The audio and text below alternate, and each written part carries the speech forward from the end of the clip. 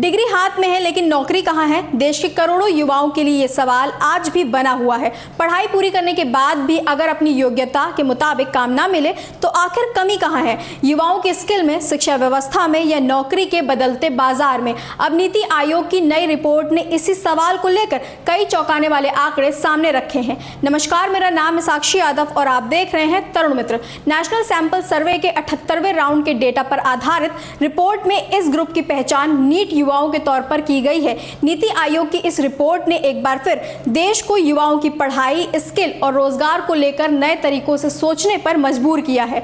नए आंकड़ों के मुताबिक 2021 में 15 से 29 साल की उम्र के करीब 8.7 करोड़ भारतीय ऐसे थे जो न पढ़ाई कर रहे थे, न काम कर रहे थे और ना ही किसी तरह की ट्रेनिंग ले रहे थे। यानी युवाओं का एक बड़ा हिस्सा ऐसा है जो पढ़ाई के बाद सीधे नौकरी या स्किल डेवलपमेंट से नहीं जुड़ पा रहा है।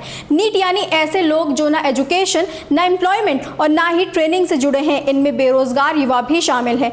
नीति आयोग का कहना है कि इस समूह के लिए खासकर महिलाओं को सस्ती या सब्सिडी वाली ट्रेनिंग और आर्थिक मदद की जरूरत है। साथ ही स्किलिंग प्रोग्राम को स्थानीय जरूरत, स्वरोजगार के मौके और तेजी से उभरते सेक्टर से जोड़ना भी जरूरी है। रिपोर्ट की एक बड़ी चिंता पढ़ाई और नौकरी के बीच कमजोर कनेक्शन को लेकर है। रिपोर्ट के मुताबिक सिर्फ 8.25% ग्रेजुएट ही अपनी क्वालिफिकेशन के हिसाब से काम कर रहे हैं। यानी बड़ी संख्या में युवा डिग्री तो हासिल कर रहे हैं लेकिन उन्हें अपनी पढ़ाई के मुताबिक नौकरी नहीं मिल पा रही।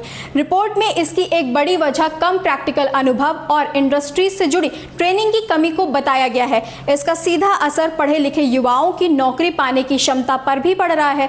रिपोर्ट में यह भी बताया गया है कि कम आय वाले परिवारों से आने वाले छात्र अक्सर कॉलेज की फीस, प्राइवेट ट्यूशन और इसके साथ अलग से स्किल ट्रेनिंग का खर्चा नहीं उठा पाते हैं। ग्रेजुएशन के बाद से कुछ युवा ऐसा काम करने लगते हैं जिससे उन्हें एक स्थायी आमदनी मिल सके, भले ही उस काम में सैलरी कम हो।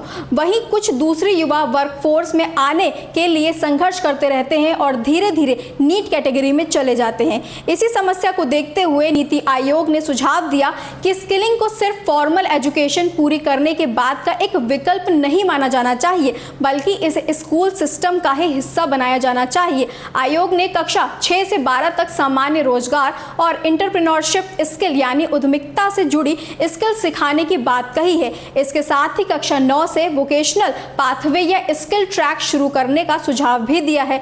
रिपोर्ट में नेशनल एजुकेशन पॉलिसी 2020 और नेशनल कैरिकुलम फ्रेमवर्क का भी जिक्र किया गया है। इसमें कक्षा 6 से वोकेशनल एजुकेशन और एम्प्लॉयबिलिटी स्किल्स यानी रोजगार से जुड़ी स्किल्स को ज्यादा प्रभावी तरीके से जोड़ने का प्रावधान है। लेकिन इसके बावजूद अभी 12 में से 1 से भी कम सेकेंडरी स्कूल में वोकेशनल सब्जेक्ट्स पढ़ाए जा रहे हैं। इसी को देखते हुए नीति आयोग ने कक्षा 10 और 12 के लिए बोर्ड सब्जेक्ट्स स्कीम में वोकेशनल सब्जेक्ट्स को बराबर नंबरों के साथ शामिल करने का सुझाव दिया है। साथ ही स्टेट बोर्ड्स को सर्टिफिकेशन के लिए इस रिवाइज्ड स्कीम को अपनाने की अनुमति देने की बात कही गई है। आयोग ने कक्षा 11 और 12 के छात्रों के लिए जर्नल एम्प्लॉयबिलिटी और एंटरप्रेन्योरशिप स्किल्स को एक अलग विषय के तौर पर जारी रखने का भी प्रस्ताव दिया है। उच्च शिक्षा को लेकर भी नीति आयोग ने कई सुझाव दिए हैं। रिपोर्ट में कहा गया कि सिर्फ जेनेरिक डिग्री तक सीमित रहने की बजाय युवाओं को अप्लाइड और इंडस्ट्री अलाइंड स्पेशलाइजेशन की तरफ ले जाने की जरूरत है। इसके साथ ही अप्रेंटिसशिप और वर्क इंटीग्रेटेड डिग्री और डिप्लोमा प्रोग्राम्स के ज्यादा इस्तेमाल की बात कही गई है। आसान भाषा में कहें तो पढ़ाई के साथ साथ छात्रों को काम का वास्तविक अनुभव भी मिलना चाहिए। आयोग ने फ्लेक्सिबल और मॉड्यूलर एजुकेशन के साथ सीखते पढ़ते कमाओ जैसे विकल्पों को बढ़ाने का प्रस्ताव भी दिया है। रिपोर्ट में अप्रेंटिसशिप को एजुकेशन और एम्प्लॉयमेंट के बीच एक अहम मिसिंग लिंक के तौर पर भी पहचाना गया है। नेशनल अप्रेंटिसशिप प्रमोशन स्कीम और नेशनल अप्रेंटिसशिप ट्रेनिंग स्कीम जैसी योजनाओं से अप्रेंटिसशिप की पहुंच जरूर बढ़ी है, लेकिन नीति आयोग का कहना है कि इसमें भागीदारी अभी भी एक जैसी नहीं है और मौके अलग अलग जगहों पर बिखरे हुए हैं। आयोग ने MSME यानी छोटे और मझोले कारोबारों के लिए इंसेंटिव के जरिए अप्रेंटिसशिप के मौके बढ़ाने का सुझाव दिया है। साथ ही युवाओं के लिए भरोसेमंद मौके ढूंढना आसान हो, इसके लिए एक यूनिफाइड प्लेटफॉर्म बनाने की बात भी कही गई है। अब बात उन सेक्टर्स की जिन पर नीति आयोग ने खास फोकस किया है। रिपोर्ट में ऐसे सेक्टर्स पर ज्यादा ध्यान देने की बात बात कही गई है, जहां आने वाले समय में रोजगार और डिमांड बढ़ने की उम्मीद है। इनमें ग्रीन इंडस्ट्रीज और इलेक्ट्रिक व्हीकल्स यानी इलेक्ट्रिक गाड़ियों जैसे सेक्टर शामिल हैं।